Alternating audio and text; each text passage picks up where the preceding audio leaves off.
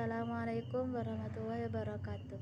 Saya atas nama Pipin Anggraini, kelas 5 PAIC, Institut Agama Islam Al-Qadiri, Jember.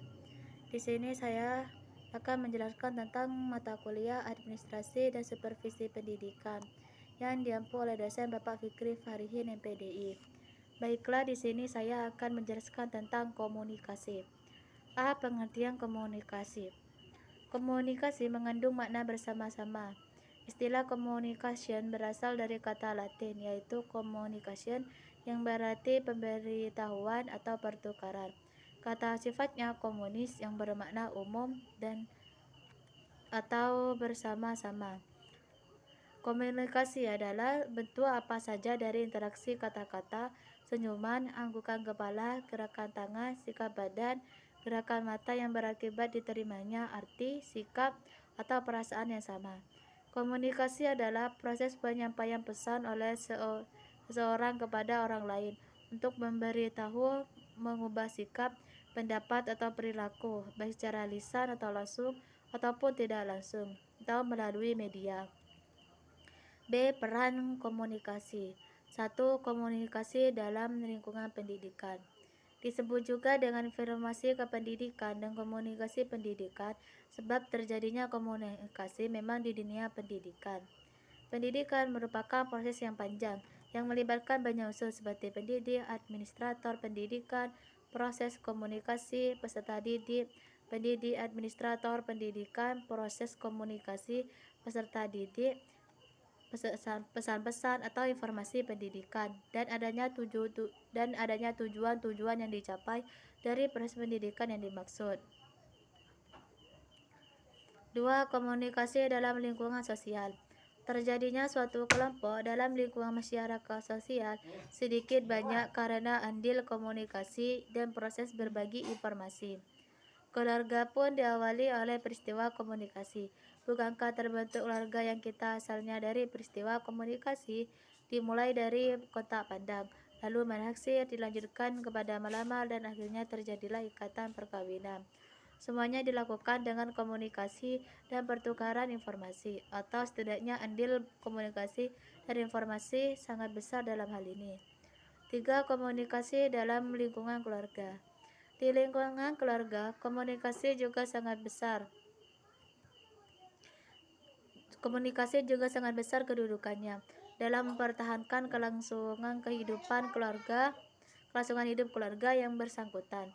Tanpa diimbangi dengan pelaksanaan komunikasi yang terbuka antar anggota dalam suatu keluarga, dipastikan tidak akan terjadi keharmonisan di dalamnya. Bahkan kegagalan dalam perkawinan di suatu keluarga sebagian besar karena tidak adanya informasi komunikasi yang terbuka. Salah satu syarat utama untuk memahamkan orang lain dalam lingkungan keluarga adalah komunikasi yang terbuka tadi. Masing-masing anggota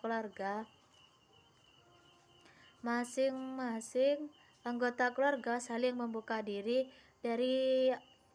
atas hal-hal yang bisa menjadikan ketidaksejalanan anggota keluarga. Dengan membuka diri tersebut, maka tiap anggota keluarga yang lain akan memahami kemauan dan gagasannya, sehingga jika pun terjadi hal-hal yang berbeda, akan bisa dicari jalan keluarnya. 4. Komunikasi dalam kelompok dan organisasi. Komunikasi kelompok dan komunikasi organisasi sebenarnya berbeda. Yang pertama, lebih memasukkan diri pada peristiwa komunikasi yang terjadi antar beberapa orang, baik yang berstruktur maupun yang tidak terstruktur. Sedangkan yang terakhir lebih dinamis sifatnya. Kelompok yang sudah terstruktur dan sudah terorganisasikan secara tetap seperti tampak dalam organisasi sosial dan lembaga kemasyarakatan. Biasanya anggota-anggotanya relatif tetap dan terdaftar secara formal. Sedangkan pada kelompok yang tidak terstruktur tadi, tidak selalu terdaftar secara formal. 5. Komunikasi interpersonal. Komunikasi yang mengalir antar individu yang menekankan transfer informasi dari satu individu ke individu lain.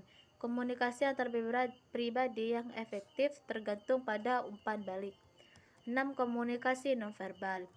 Komunikasi nonverbal adalah penyampaian pesan tanpa kata yang dikirim melalui gerak badan, ekspresi wajah, gerak mata, gerak tangan, nada suara. Adapun bentuk komunikasi nonverbal antara lain: 1. Bahasa tubuh, 2. Mencakup ekspresi wajah, gerak mata, kaki, tangan, dan sikap badan, 3. Paralanguage, 4. Mencakup segala sesuatu seperti nada suara, kecepatan bicara, tertawa, serta ungkapan. Yang ketujuh, media komunikasi.